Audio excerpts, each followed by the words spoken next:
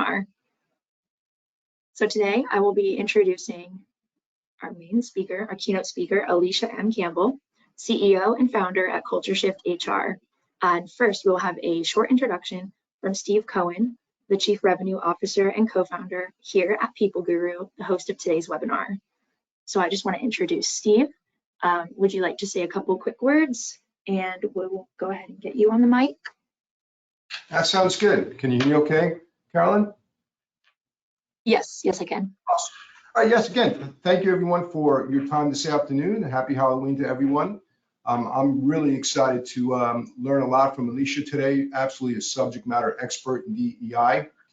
If you are not familiar with PeopleGuru, however, I just want to share with you a little bit about who we are. So we are an HR, payroll, and talent management software and services company based here in Tampa, Florida.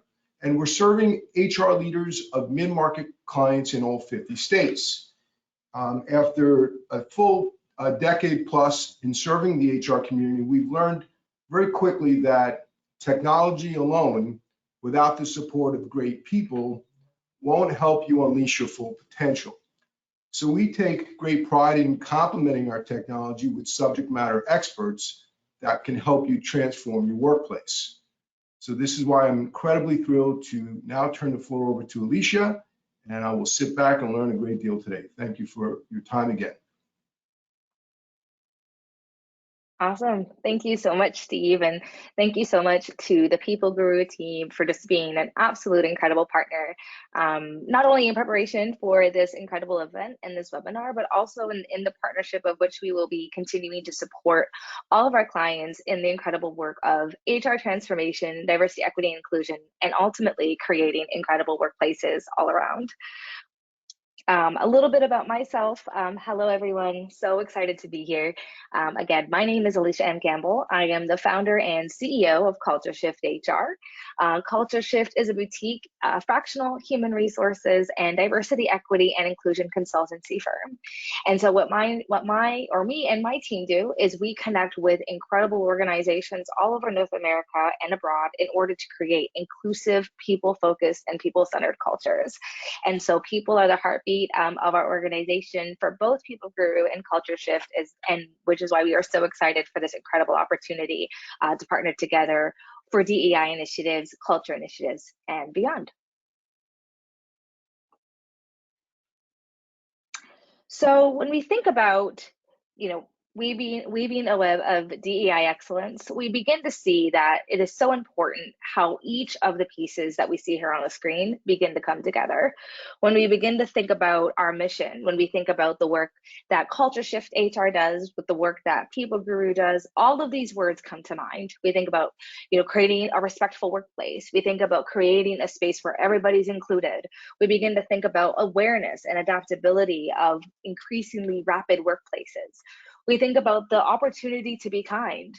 And as much as all of these words interweave and continue to connect the work that myself and PeopleGuru do, we realize that it takes each and every one of these words to truly create a powerful workplace environment. And so unlike a bowl of candy, which could be divided based on the color, size, and shape and flavor, of its chocolate bars and candies, we have a web that weaves all of these incredible pieces together and allows all of these incredible elements and important components to come together as part of the culture that we are each trying to create. And I know not all of us could potentially be here today, so I wanted to just make sure that we are also we're going to be recording this session as well. So if you ever want to play it back or share this link in the future, you'll definitely have the opportunity to do so. And so as we begin to think about the importance of these words, we can see that we can't have respect without representation, and how these words continue to form and be together as part of the incredible weave of culture and the web of culture that we continue to focus on every single day. So for our agenda today, unleashing your potential, the 5 pillars of DEI in the modern workplace, we're going to kind of divide this up a little bit into kind of 3 key components. So first and foremost, we're going to talk about the background of DEI in today's world. Where does diversity, equity, and inclusion come from? Why is it something that we even need to be mindful about? How does this all kind of come together? So we're going to dive really great deep dive into those areas. From there, we're going to talk about the 5 pillars. So from representation and equity, inclusion and engagement, education, awareness, accountability and transparency, and adaptability and growth, how these are the 5 pillars around DEI in the modern workplace and how each of those come together individually as well as collectively.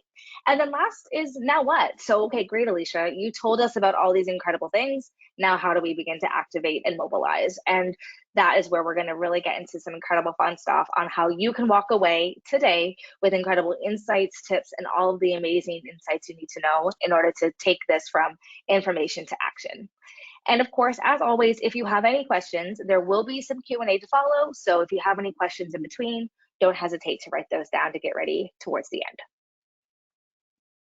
So are you ready to shed some light on the mysteries of DEI? And it's so funny when you begin to think about diversity, equity, and inclusion. It is a little bit mysterious. We know it's something we should be doing, but we don't necessarily know the components of it, or even to really know if it's working. And so we're going to highlight all those key elements and make sure that we shed light and more on DEI. So when you venture into the enchanting realm of DEI this Halloween, we want to be mindful that just as shadows play tricks in the moonlight and every costume tells a unique story, the world of DEI is filled with its own mysteries. And so we understand that DEI is not something that we are very familiar with. It's an area that we have to learn about, something we have to be conscious about, and really build a new muscle around, not only for ourselves as individuals, but really as an element in our workplace culture. And so we're going to really take a lot of the mystique and the mystery out of DEI and make it a really great way of how you can create an inclusive culture starting today. So DEI in today's world, when we think about the evolution of DEI, so much has begun to unfold.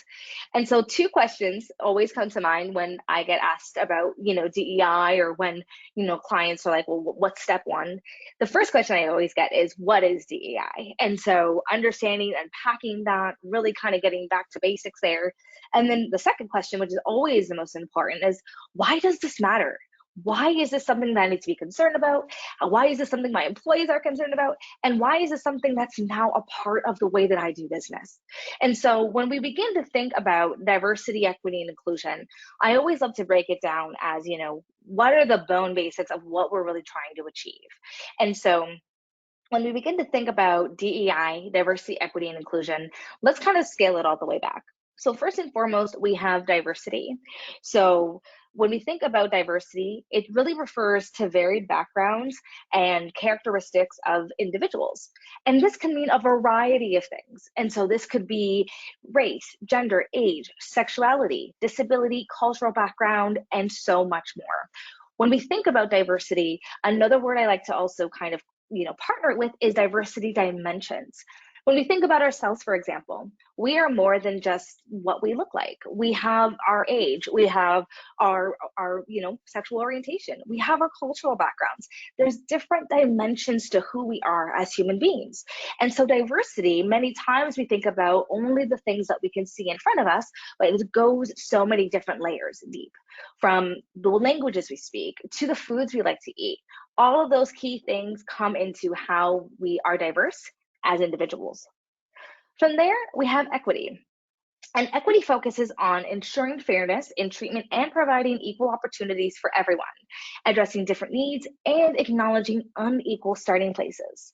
This is really important because many times when we think about the word equity, we actually think about the word equality, and they are very, very 2 different things. We have to recognize that not everybody is starting from the same starting line. Everyone has different opportunities and different advantages that are not equal across the board. And so what equity does is it begins to build and bridge that gap to help create that fairness. And so equity recognizes the gap and then creates solutions to then acknowledge and make sure that gap is no longer there. And then last but not least is inclusion. So inclusion emphasizes creating an environment where everyone feels valued, respected, and supported, allowing them to fully participate in the workplace. When we think about inclusion, we want to think about belonging. How do I feel like I'm a part of this team? How do I begin to feel like what I do matters and the things that I do are being recognized and being appreciated and their contribution? So when we think about all those key components, I want you to think for a moment to yourself, well, Am I being inclusive? Is my workplace inclusive? Are there opportunities where we could bridge the gap or ensure more fairness and equitability? Are we being mindful of people's different diversity dimensions and how all of those come into play in how they show up every single day? Because when we think about the importance of DEI, DEI allows us to bring different perspectives to the table and helps us to foster innovation. We can't continue to want, bigger, better things if we keep thinking the same way. So diversity brings in different perspectives. From there, it helps to ensure that we are truly engaging our employees at their core. It means that we're recognizing when they show up and we're appreciating all the work that they do in the way that allows them to truly shine without having to hide any part of themselves. And then from there, improving company representation and attractiveness to potential employees and clients. Think about it. We want to grow. All organizations want to have bigger, client bases, more customers, and therefore more employees. So when we begin to have the reputation of being a culture that is diverse and inclusive, that's going to make more people want to work and belong to such an incredible team. And then last but not least, it drives better business results through broader market understanding and improved team performance. When you are able to truly harness the diversity of your team, when you are able to understand the gaps and create solutions through an equity lens, and when you begin to then build out inclusive workplaces, it's going to show in your business. Your clients are going to see that difference. You're going to be able to see how when you market your products or service, you're being mindful of the audience to whom you are marketing to. You're mindful that there's different learning styles and different ways of learning and speaking in your organization. So you're going to create the tools for everyone to be connected at every single point in time. So DEI truly becomes the heartbeat of the organization and allows it to be an incredible thread of tapestry for your culture to really come to life. Now, when we begin to think about the evolution of DEI, we have to remember that this terminology and diversity, equity, and inclusion and its importance didn't just come across yesterday. DEI has been in the sphere of learning and development and HR and culture for many, many years, but we're just going to spotlight the last 10 years or the last decade, because we have to begin to see how this concept has truly begun to create an evolution and how where we are at today in 2023, truly, as we think about our culture, how we need to be up to speed and be able to continue to create and propel forward our culture every single day. So we have shift from a homogeneity to heterogeneity. So when we begin to think about organizations, many times earlier on, many organizations prioritized cultural fit, which really led to homogeneous teams. So think about teams where everybody was the same, or everyone kind of thought the same, went to the same schools, had the same experiences, kind of had the same educational background. That may have worked once upon a time ago, but when we think about being cutting edge, or when we think about being innovative, or when we think even about standing out in the market, we have to make sure we have different perspectives. And so now there's a stronger emphasis on valuing diverse experiences, because that's going to be the game changer as we build our teams and as our teams build and influence our products and services. From there, we then evolved from tokenism to genuine representation. So more often than not, past DEI efforts sometimes resulted in token hires, where we were really just doing affirmative action and checking off some boxes. But now the focus is really on creating environments where diversity thrives, and every hire truly begins to add value to the organization.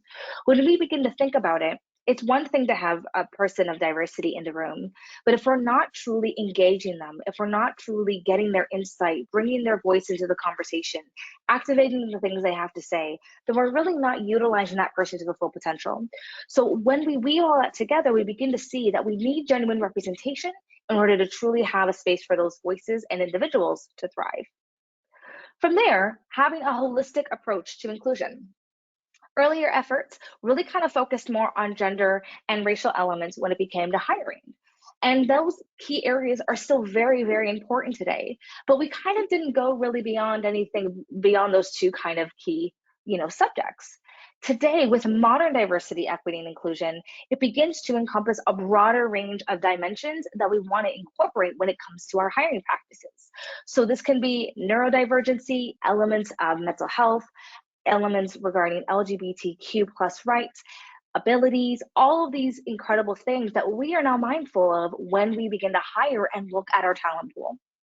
From there, we have gone from implicit to explicit strategy. Once upon a time, DEI was more of just something we did in the background. It wasn't really activated in the way that you see today. But now it is explicit, and many organizations have incorporated DEI as part of their core values and their strategic plans. So having strategies, having employee resource groups, having a DEI outline or committee. All these things go to show how much organizations value and want DEI, not to be something that's in a corner, but something that's a part of their culture and a part of who they are. And then last, data-driven results. A lot of times the use of analytics to understand DEI was not really that important. It was kind of like, if we could see them and count them, that's all we need to do. But now data and DEI go hand in hand. Organizations now use data to identify areas of improvement when creating inclusive culture, able to track their progress as well as set benchmarks. So when we begin to see the power of DEI, we begin to see that it's not just something that we want to say, but it's something we want to prove, have measurements and metrics around, because then we can begin to track our progress and also begin to see how can we even take this to the next level. And how all this comes together when we think about the growth and the demand of DEI over the last decade is a key word of intersectionality. So we have to remember it, that DEI isn't a static concept. But when we think of the word intersectionality, it begins to recognize that people's social identities overlap and impact their experiences in multiple ways. So for example, being a woman in the workplace, but also being a person of color, that's an intersection. So we're going to have different experiences and different expectations versus someone who doesn't have those intersectionalities.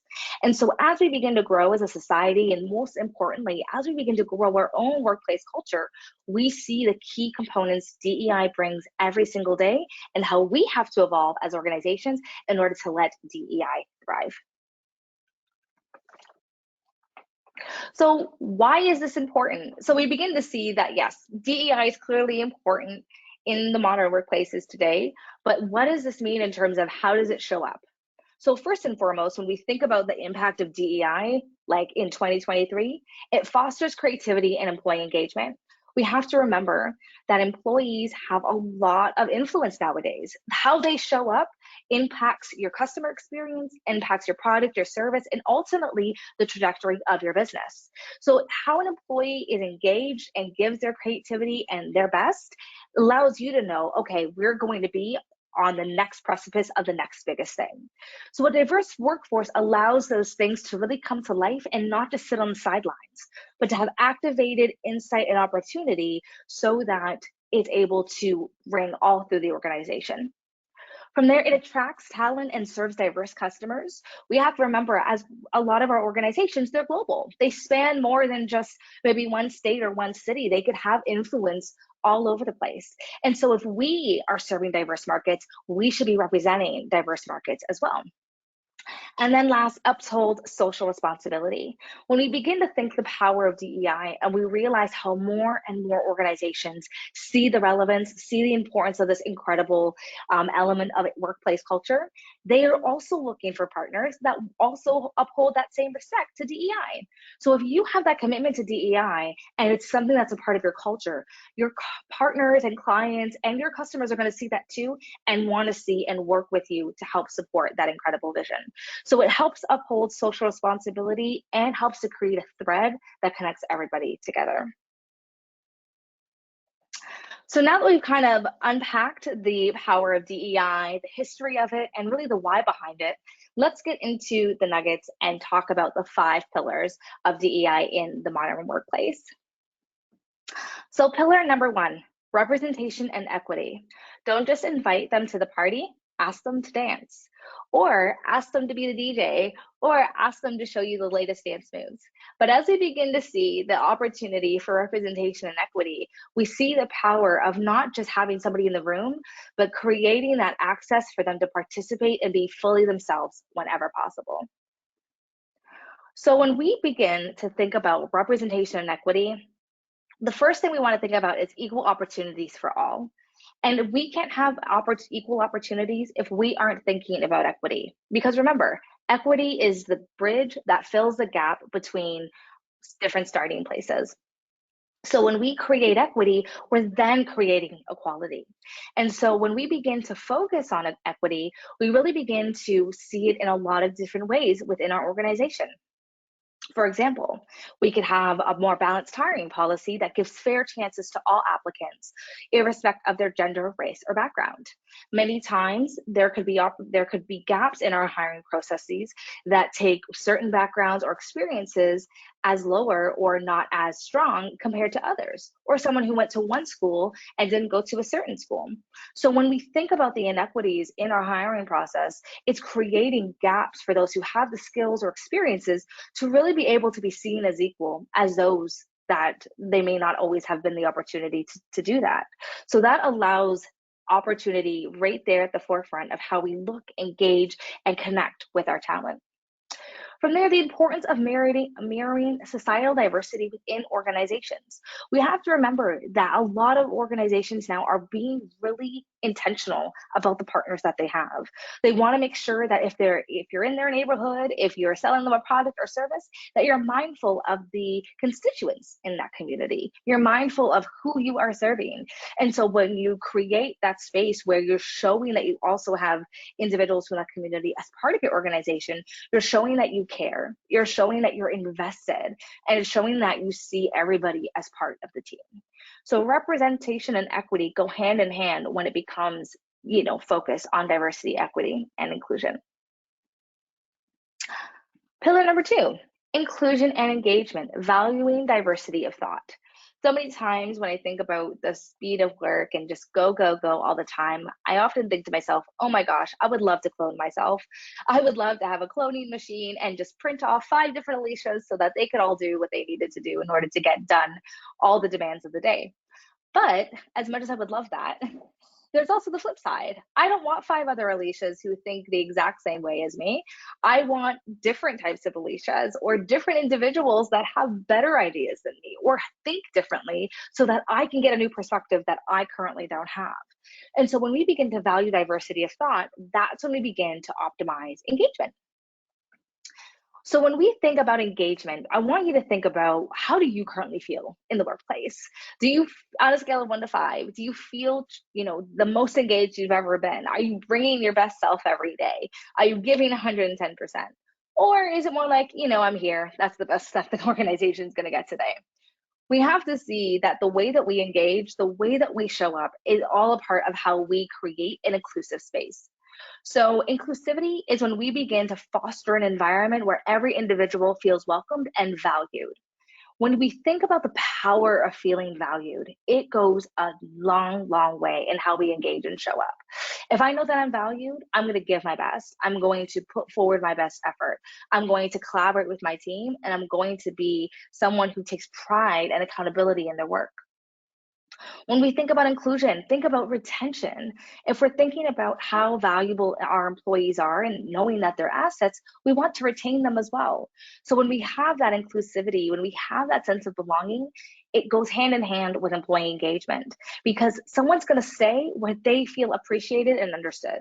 I know myself, before starting CultureShift, I was bebopping all over these companies because I didn't feel like I belonged. I didn't feel like, oh my goodness, this is a place where I can really settle down and put in some roots and really, contribute to the bigger picture. So when we create that sense of belonging, we're creating intentionally a retention strategy.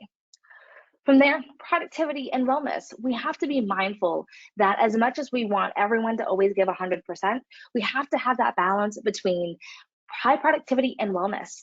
And when people feel engaged and when they feel like they're a part of a team, they're going to put up their hand to say, you know what, we need a little bit more balance, or hey, we need to make sure that we're taking care of each other and supporting one another so that we're able to be our best selves and give our best when we're working on a regular basis. And so those things go hand in hand, because if I'm not engaged or I don't feel like there's space for me to focus on my well-being, I'm not going to give you my best productivity either.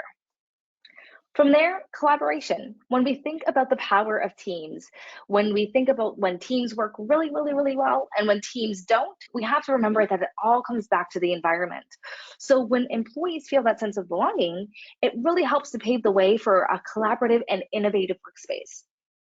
I've known and seen so many times when teams aren't able to come together and then nobody knows whose hand is in what pot. Collaboration helps to minimize that, and it creates a space where people are accountable to themselves and to each other. And then when all this comes together, that's when you really begin to attract key talent.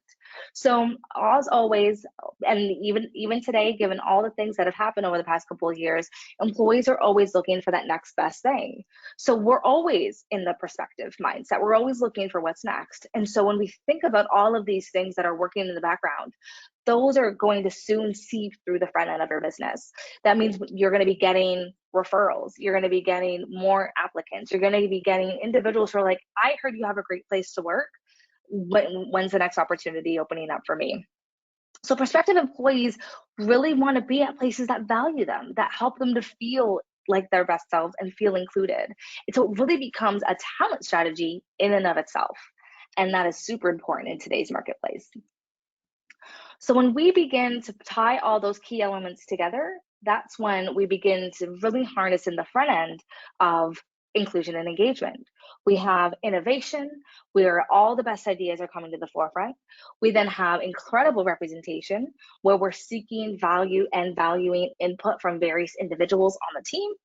We then have incredible adaptability, where through the valuing of diverse thoughts, we are taking more changes, we're being transitional, we're really creating incredible transformation and going with the speed of the market and all those things that are happening. And then through that, we have incredible employee engagement, where employees feel like they can give their best ideas, they can collaborate, they can brainstorm, and not be afraid to fail. And then all of that comes back to incredible customer alignment, where we are truly aligning to the diversity of our clientele, to our market, and we have our products and services that align to their needs and their values as well. So all of these key things come together when we think about the power of inclusion and engagement.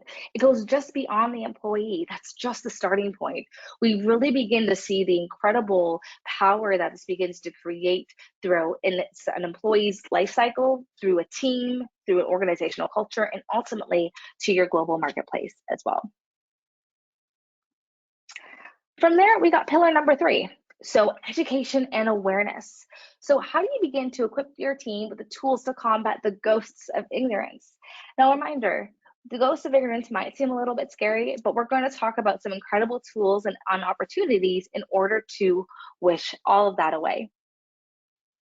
So although we may not be Ghostbusters today, this is an incredible opportunity for us to really talk about how do we continue to engage and create a heightened sense of awareness and learning opportunity around diversity, equity, and inclusion, because we don't want to be in the shadows anymore.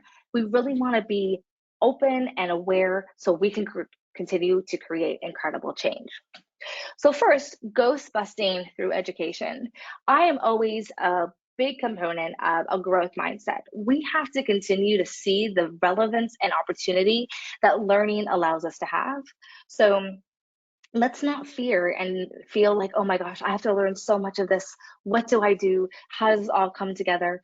We can create regular training sessions or speaker series or workshops in order to, break DEI down, implement it, help to enlighten our teams, really dispel the myths, and act as a really great advantage against the ignorance that we might be having in the space of DEI.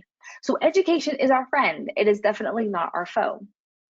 From there, a potent potion of empathy. We have to remember that when we begin to cultivate empathy, when we begin to understand the power of learning and development in the DEI space, we're creating that sense of empathy and understanding that begins to open a dialogue. So many times, a lot of the clients I work with, they get scared. They're like, Alysha, I don't know how to start this conversation. I don't even know the first thing to talk about, the importance of DE&I. When we begin to understand that we are all starting from square one, when we begin to understand that everybody's experience is different and that is okay, we begin to create that culture of empathy and that dialogue that allows people to feel safe enough to share their experiences, to enable teams to go through the fog of misunderstanding, to get teams and individuals to see there's opportunity here for me to tap in, lean in order to have an inclusive mindset and be an inclusive leader with my team. From there, haunted by bias. We have to remember that although bias is a scary word, we can create and help support our teams with tools to recognize and address unconscious biases so that we can prevent these invisible specters from influencing decisions and interactions. One thing that's so important about bias is that it's actually quite misunderstood. Bias, when you begin to think about it, and if you actually begin to research it, we are all born with a bias. A bias is actually a cognitive shortcut in our brain that helps us to make faster decisions. When a bias becomes unconscious bias, that's when we filled with our experiences or just previous untruths that now cloud what the decision pipeline is within our brain. So we begin to lean into these biases on information and experiences that may not be 100% true. So when we begin to clear those cobwebs and really begin to understand how we can overcome unconscious bias, that's when we can truly create inclusive spaces and not see or interact with people through a cloudy lens. From there, a shield of allyship. So we have to remember that we have to have a spirit of allyship within our team.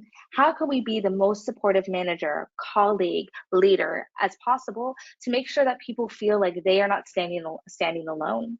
And so when we begin to stand up and with one another, we can then prevent exclusion and inequality whenever possible.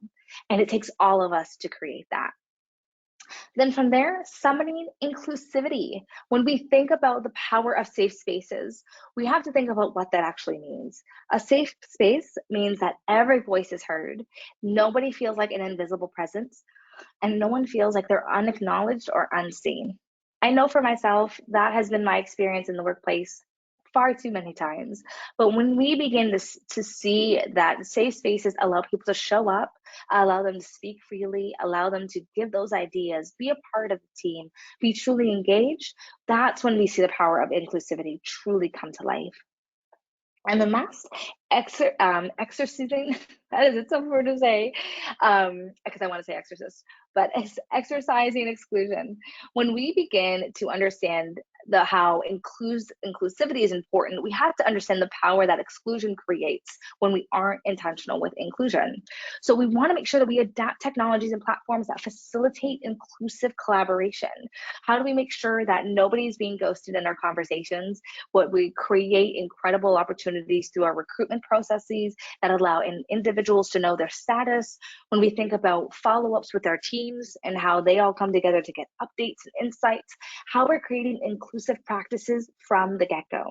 That can mean us having a shared project system, a shared note-taking system, anything that allows people to feel a part of what's going on in the big picture. Make sure that we're excluding exclusion first and foremost. Then we have pillar number 4, accountability and transparency. So building trust through clarity. And although it may not always be clear, we want to make sure that we are shining a light on the power of transparency. So I don't know about you, but I don't have any good relationships in my life that weren't built on the power of accountability and transparency. Whether we think about relationships in the workplace with our team, or we think about relationships outside of that, when there's true accountability and transparency, we really begin to create a foundation of trust that allows our teams to come together and show the power of what they can do. So when we build trust through clarity, first and foremost, we're dispelling the fog. So when we think about trust and transparency, the most thing that we do as a team is we communicate. So we want to have crystal clear communication around what's going on within the team, updates, things that are happening even for the upcoming quarter or even into next year. Having status updates. When we begin to create that clarity and people feel like they're a part of the journey, this is so important, especially when it comes to diversity, equity, and inclusion, because we can get so lost in the whirl of all the things going on. But when we create transparency, we're really beginning to say, I'm sharing this with you so you can be a part of what's going on and continue to follow us with the journey. From there, skeletons in the closet. We want to make sure that we are creating honest and open dialogues, but it starts with each and every one of us. We can't expect our teams to be open and honest if we're not being open and honest and creating that ripple effect. And so when we're open and honest, it really begins to build in that integrity and that trust of how we show up and how we lead and manage our teams. From there, warding off any misunderstandings. We want to make sure that if there's opportunity for something to go wrong or misunderstood, that we're getting in front of it as fast as possible. So if there's policies or procedures that are a little bit clunky, how can we make sure that those are a little bit more cleaned up or more streamlined? How can we make sure that we are creating the space for people to ask questions, to have open office, to create the space of how this impacts themselves or their team or even the whole organization? So that is super important when we begin to provide that clarity and make sure that we're clarifying any misunderstandings. And then last, a pumpkin smooth process. So we want to make sure that our processes are really, really clear and really easy to follow. I always think of a process like those IKEA instructions where you have those photos and you're like, oh goodness, and you're turning the page over and over, hoping those little diagrams make sense. We want something that is very easy and smooth to follow. And so when we have transparent processes, when it comes to DE&I, it's very easy to see how someone gets promoted, or it's easy how someone is able to move from one team to another team, or for someone to get hired. So there's opportunities here when things are straightforward, it makes it easy to navigate, and when something's easy to navigate, more and more people want to do it. From there, when we think about a guiding light in the darkness, we want to make sure that when we set clear DEI metrics and we are being transparent and accountable, we are sharing incredible progress on how DEIs come to life in the organization. And so we can do that by talking about our metrics and using those metrics as our guiding light to help us see how far we are away from our goals. This allows everyone to know where we're going, how far it's going to take us to get there, and the different opportunities along the way as we reach that goal as well. When we are able to then do that, we then begin to have a witch's brew of data. Data is so powerful when it comes to DE&I. And so when we begin to regularly share our DEI data, we're keeping everybody informed and aligned on how these initiatives are impacting everybody, the teams, individuals, our workplace culture, and allows us to see how bigger our goals can get in the future.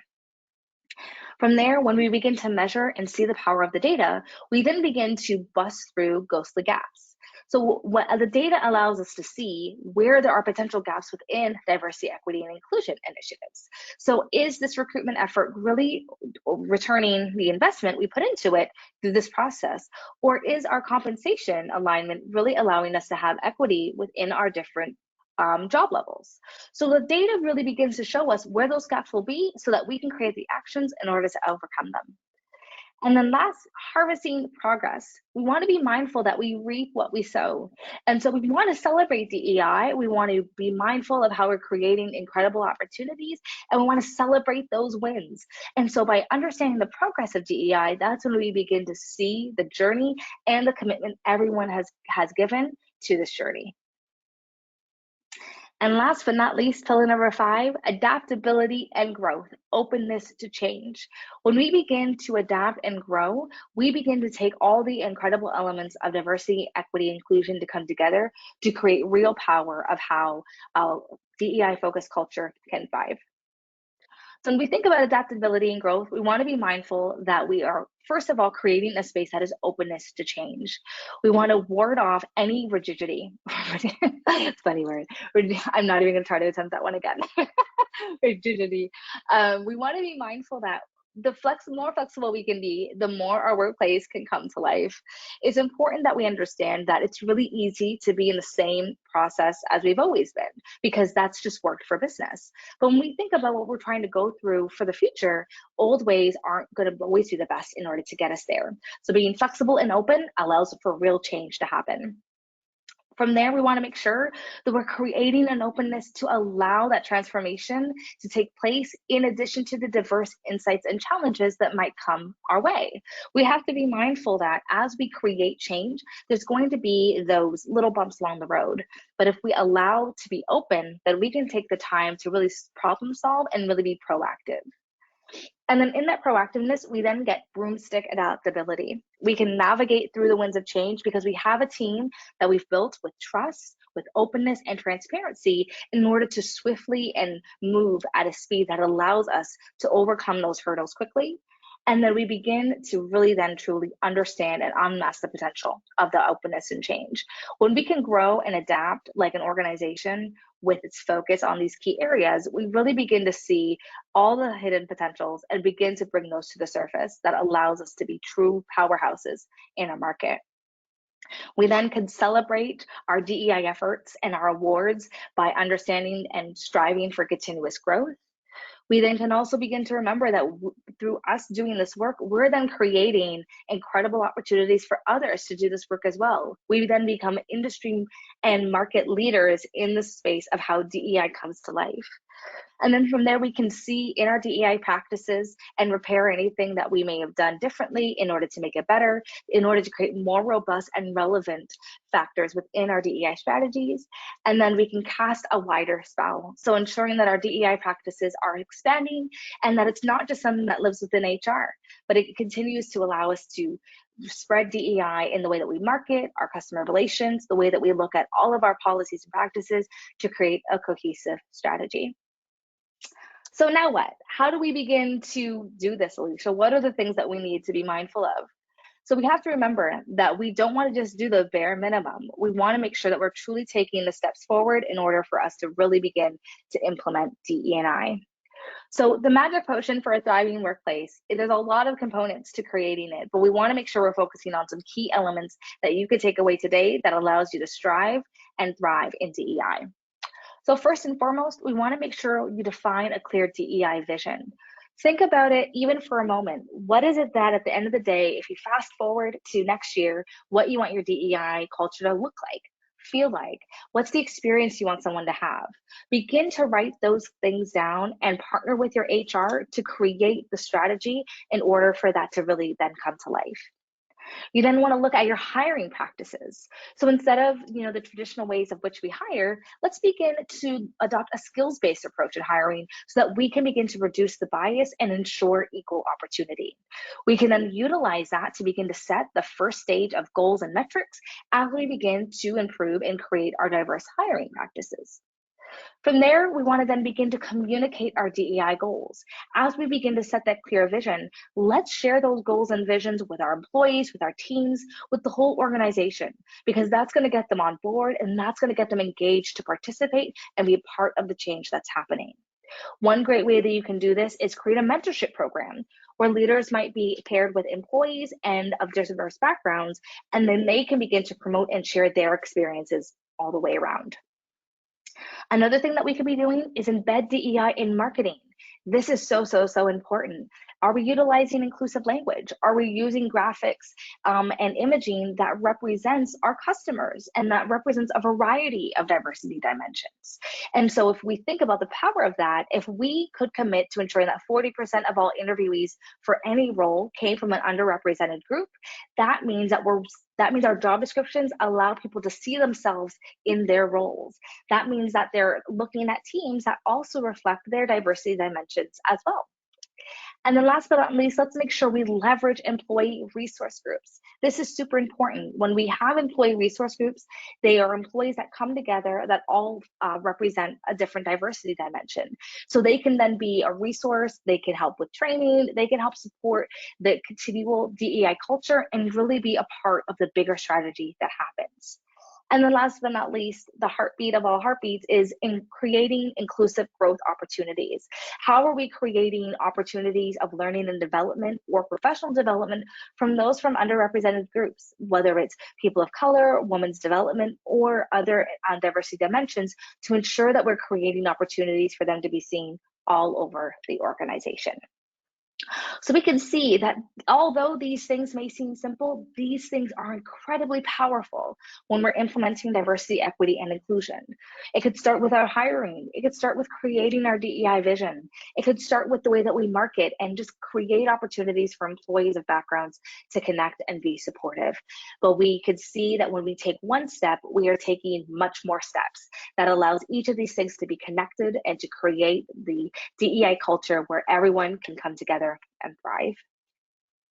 So as we close off for this afternoon, I want to remind us that no matter our language, gender, age, ethnicity, height, nationality, whatever that might be, we are quite similar underneath. We're all human beings at the end of the day, and we all want to have a feeling of acceptance, of inclusivity, and feeling valued. So with anything that we take away today, remember that we each have a chance here to create the space that we want to be a part of, and for others to join in that experience as well. Wonderful. We are going to open up Q&A. So with all of that, I'll kind of take a beat for a minute to see what questions have kind of come through. If you do have any questions, you feel free to put them into the chat as well to make sure that we don't miss out on those incredible questions. And with that, I'll pass it off to Caroline to start to spew off the Q&A.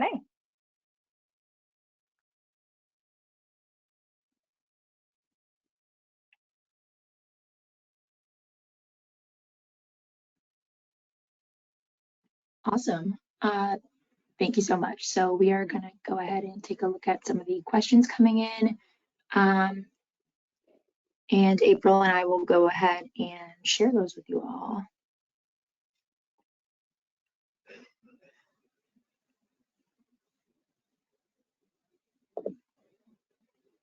Okay, so we have a great one. How can a small business implement DEI? That is a great question. So when it comes to a small business, or really any size business of implementing DE&I, the smallest actions have the biggest impact. So the first thing I would do is I would really begin to think about kind of how we just shared is, what do you want your DEI culture to look and feel like? So many times that can even be quite a big question. But I'd really start about, how do we make sure that everyone has a voice or an opportunity to be present and to participate in what we are doing? So I would look at usually our hiring practices. And if you think about even job descriptions, we would, job descriptions are probably one of those things that we don't look at very often, but are very impactful in the talent that we recruit. So if you look at a job description that you're looking to hire, ask yourself some questions in regards to, if I came from an underrepresented group, is this a job that I'd want to apply for? Do I feel like there is inclusive language that's used here that allows me to feel seen if I don't associate with she or her pronouns or him pronouns? Does this utilize, all the different elements and highlight and spotlight all the great things that our culture has? So even just looking at your job descriptions and allowing you to see how things can be revamped, or ways that we can, write them to be more reflective of the current organization, that could be incredibly powerful to someone who, from the outside looking in, is looking to find a way of how to engage, or if that's even an opportunity they want to apply for. Another great thing that you can do as well is do an engagement survey or a DEI engagement survey. These surveys kind of give you a pulse check on kind of how your organization's feeling around DE&I. And if you're a really small team, like 10 people, even having just open conversation of what are the thoughts and ideas people have around DE&I, what are maybe some of the gaps we want to begin to fill in terms of learning and development, how do we think we can come together and collaborate better when we think about inclusivity, and really begin to hear from your team on things that they see as an opportunity. And so those can be really great ways of getting some ideas, starting at a baseline, and then growing from there. But no matter if you're a team of 2 all the way to a team of 10,000, there's incredible ways that you can look at processes, people, and the culture in order to create something that has a more DEI focused lens.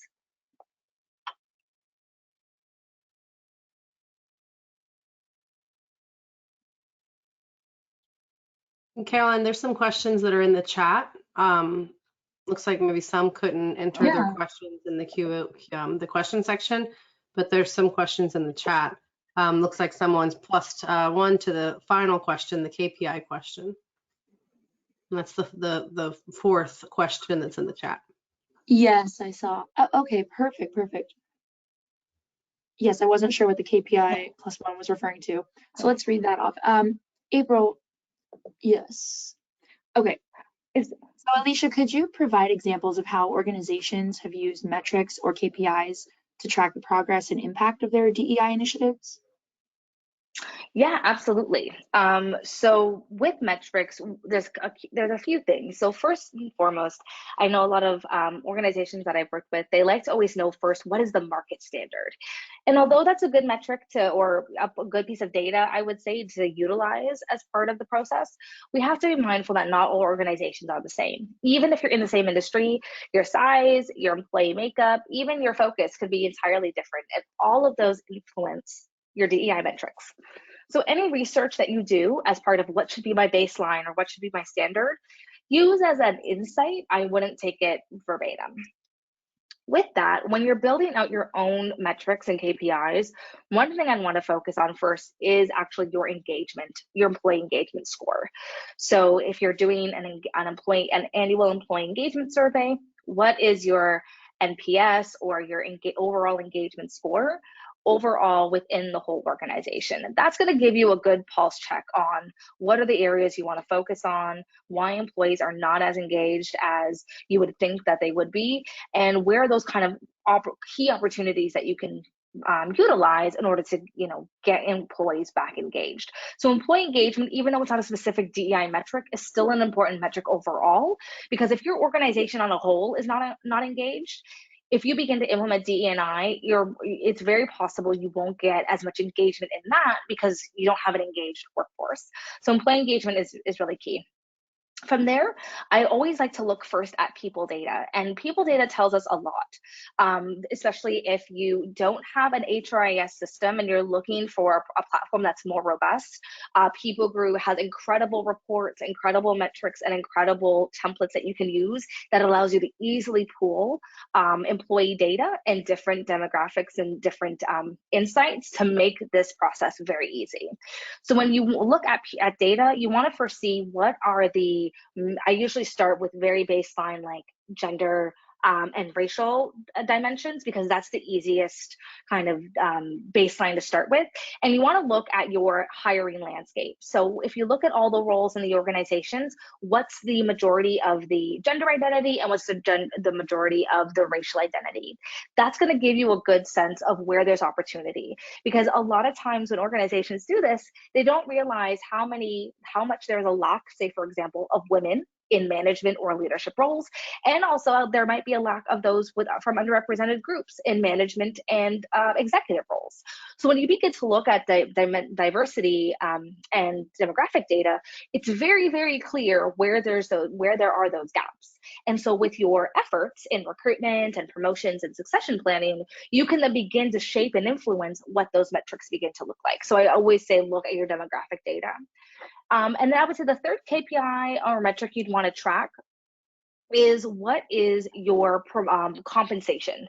So a lot of times, and these are quite big projects, so I don't take any of these things lightly, is you want to begin to look at compensation. Unfortunately, we still live in a world where women get paid 78 cents to the dollar to a man, but we don't have to follow that trend. So if we look again back at our demographic data, where there's opportunity, we could see that we can look at the influence of compensation. How do we make sure that we're paying equal pay for the same work, for the same people in the same titles and the same job families? How do we make sure that we're creating the space no matter what someone's demographic might be in these specific roles, and make sure they're getting compensated for the work that they're doing? And so compensation is another great KPI metric, and also understanding that sometimes with compensation and budgets, things can't change overnight, but you can make a plan to say that in 3 years, all roles will be paid equally, depending on how big the gaps are. So I would look at engagement, I would look at employee demographic data, as well as compensation data.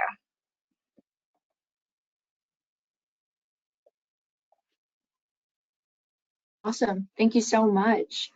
All right, Alysha, I believe that is all the time that we have for questions. However, yeah, I was just going to ask if you could potentially throw up the contact screen so that way everyone can kind of follow along for future webinars, and reach out for any more questions that they may have for us, whether that's about today's DEI topic, or fractional HR from CultureShift, or HR services from PeopleGuru. So feel free, everyone, to definitely scan that QR code if you just take your mobile device out and aim your camera at it.